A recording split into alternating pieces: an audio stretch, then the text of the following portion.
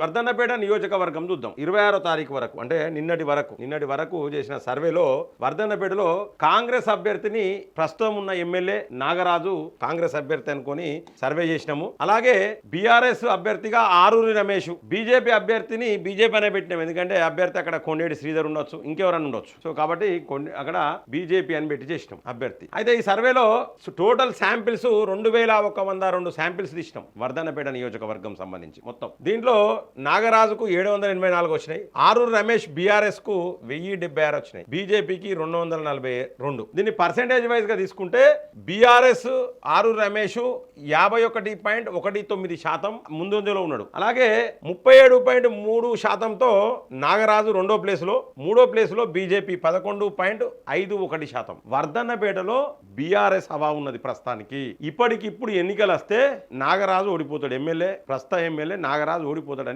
మన సర్వేలో జరిగింది. ఇది రాజకీయాలకు అతీతంగా నా సర్వే ఉంటది, నా డ్యూటీ ఇది, మళ్ళీ వేరే అనుకోవద్దు. ఒక ఆయన ఎప్పటికీ మెసేజ్ పెడతాడు మిత్రులారా, ఆయనకు ఈ వీడియో అంకితం చేస్తా ఉన్నా. ఆయన ఏమన్నాడంటే, పుప్పాలా నీకు దమ్ము ధైర్యం ఉంటే, నీ మీసాలు ఉంటే, అవి ఉంటే వర్ధన్నపేట బీజేపీకి నువ్వు ఖచ్చితంగా డిపాజిట్ వచ్చినట్టు చేయని చెప్పేసి అన్నాడు. నాకు దమ్ము ధైర్యం నాకుంటే సరిపోదు, నేను అభ్యర్థిని కాదు, అది ఎస్సీ నియోజకవర్గము, నేను అభ్యర్థిని కాదు, కాబోను కూడా. అలాగే నాకు దమ్ము ధైర్యం ఉంటే నేను బీజేపీ కోసం పనిచేస్తా, బీజేపీ కోసం మాట్లాడతా, అది నా వ్యక్తిగతం. కానీ సర్వే అనేది ట్రాన్స్పరెంట్గా ఉండాలి కాబట్టి, నిజాయితీగా ఉండాలి కాబట్టి సర్వేలో ఆరూరు రమేష్ ముందంజలో ఉన్నాడు. 51.19% అంటే 100 ఓట్లు పడితే అందులో 52-53 ఓట్లు బీఆర్ఎస్ కే పడతా ఉన్నాయి. గ్రేటర్ వరంగల్ మున్సిపల్ కార్పొరేషన్ ఎన్నికలలో వర్ధన్నపేట నియోజకవర్గంలో 13 డివిజన్లు ఉన్నాయి. అందులో కూడా దగ్గర 7 నుండి 8 డివిజన్లు కూడా వర్ధన్నపేట నుంచి వెళ్ళి ఆరూరు రమేష్ గెలిచే అవకాశాలు చాలా స్పష్టంగా కనబడతా ఉన్నాయి మిత్రులారా.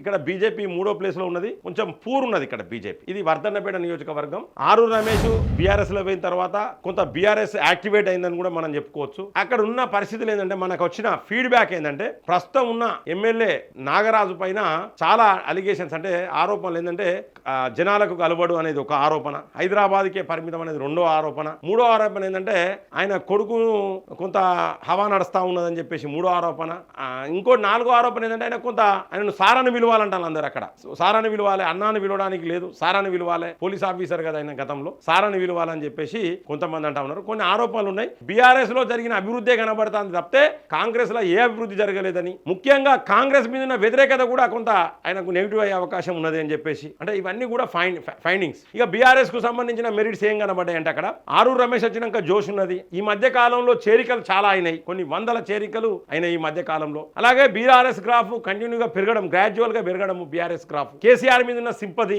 ఆరూరు రమేష్ మళ్ళీ వచ్చిండు, ఈసారి ఖచ్చితంగా ఆరూరు రమేష్ ని గెలిపించుకోవాలనే కసి, ఇవన్నీ కూడా కనబడ్డాయి. బీజేపీ సంగతికి వస్తే, బీజేపీలో క్యాండిడేట్ సరిగ్గా లేరు. ఇక్కడ ఏ క్యాండిడేట్ అనేది తెలియదు. కొండేటి శ్రీధర్ ఎంపీ అభ్యర్థిగా పోతాడా, ఎమ్మెల్యే అభ్యర్థిగా పోతాడా తెలియదు. గ్రౌండ్ లెవెల్లో కార్యకర్తలు కానీ, గ్రౌండ్ లెవెల్లో అంటే క్యాడర్ కానీ లేదు. సో ఇక్కడ బీజేపీ జిల్లా అధ్యక్షులు, సరైన అధ్యక్షులు, జిల్లా అధ్యక్షులు కూడా లేరు. ఇవన్నీ కూడా ఫైండింగ్స్ ఇవి. వర్ధన్నపేట నియోజకవర్గంలో బీఆర్ఎస్ హవా కొనసాగుతా ఉన్నది. ఆరూరు రమేష్ గెలిచే అవకాశం, ఇప్పటికిప్పుడు ఎన్నికలు వస్తే ఆరూరు రమేష్ గెలిచే అవకాశం స్పష్టంగా కనబడతా ఉన్నది.